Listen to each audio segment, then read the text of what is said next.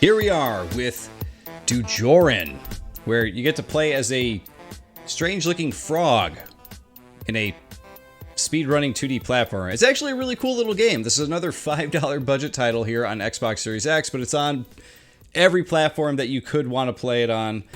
And like I said, it's a cool little 2D platformer with a little bit of a speedrunning approach to it. Let's jump in. I'll show you what I'm talking about here. You can see I've made it up to level 6 here.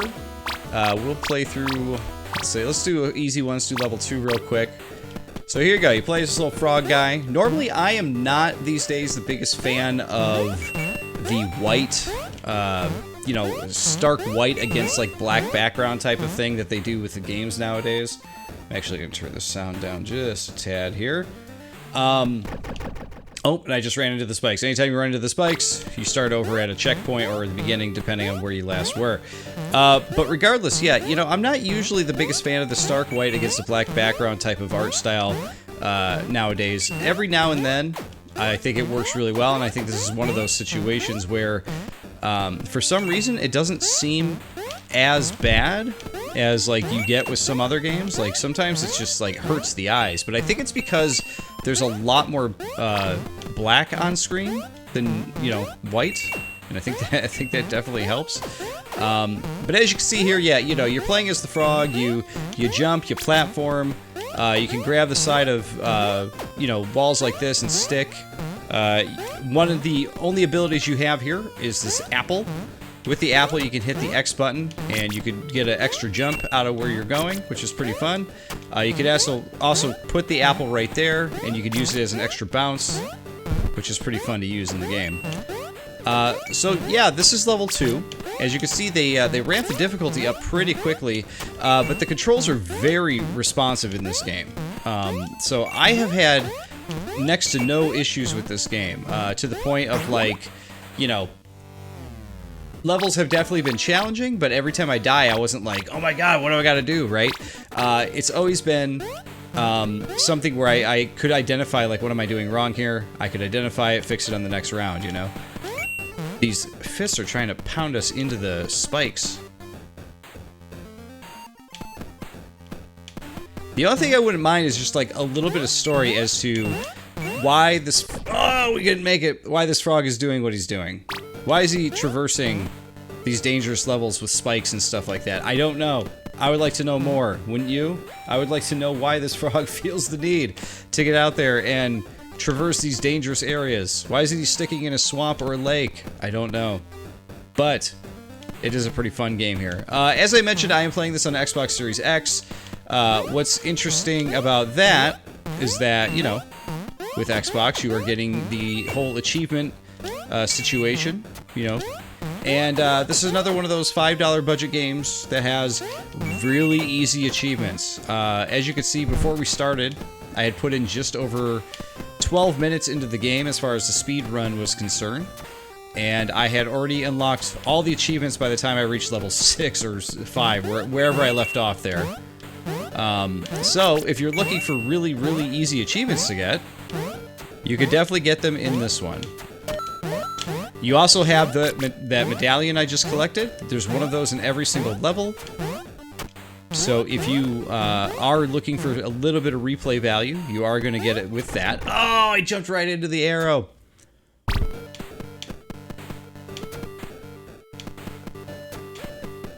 But overall, like, you know, oh jeez, I got hit again. It's another one of those situations where the developer has actually created what I think is a pretty fun little game. And I actually think you're getting more game than you usually get for some of these $5 budget titles, because, you know, sometimes you can finish them in like 40 minutes, you know. Sometimes you can finish them in like 20 minutes. But personally, I think that this game offers a lot more because, I don't know if you guys saw, but like, I have put in, you know, as it says there, about 16 minutes into the game, and I'm only on level, like, what did it say, 6 or 7? We'll see after this one. Oh, I don't have an apple to get up there. That's probably why I needed that apple. Ah, oh, crap. So I needed to save that apple for this part. Oh, no! Lame. We'll try it again. And from the level select screen, I could see that, like, wow, actually, like, depending on what your skill level is with this game, I'm definitely, you know, I wouldn't say I'm having trouble with it, but I'm definitely, like, finding it challenging. So, as you can see here, I'm dying a lot and finding myself in the predicament of, like, having to, especially when I do stuff like that, jumping into the stupid arrows. I'm in the predicament of, like, restarting, you know, a lot. And if you find yourself in that situation, I mean, you're going to get a lot more time out of this game. Whether you consider that quality time or not, I guess is your perspective. But like I said, this is not a game that I feel like is cheap.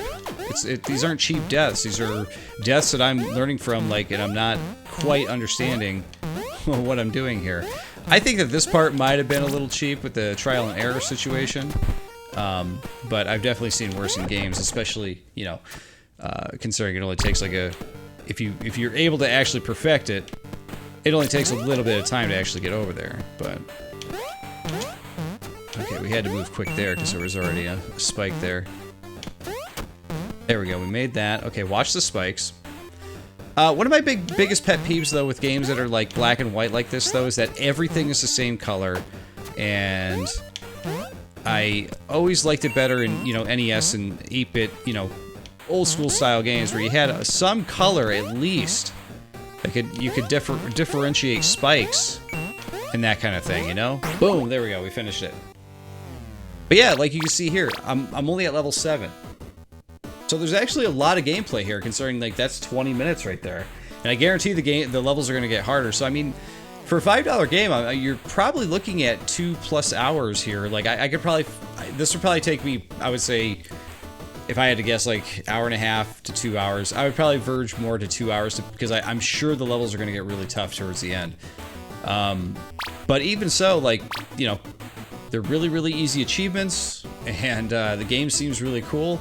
But it's always my internal struggle with these games is that when you get a really good, you know, budget title on a system and the achievements are super easy to get, I feel like people are just buying it for the $4 or $5, and then they're grabbing the achievements and they're not even playing through the rest of the game, you know, which is unfortunate, you know. I feel like these games really should release where they, like, if they have,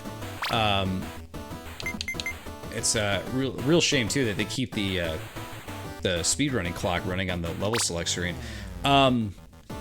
But if they had like 10 achievements, 12, I don't know how many you're supposed to have, but if it's like 10 achievements, like make 9 of them really easy to get, make the 10th one like you got to beat the game, right? Something like that. But that is Dojoran. It's very, very cool, fun little 2D platforming game, and it's cheap. I think you guys will have a lot of fun with it if you are a platforming fan like I am. But there you go, guys.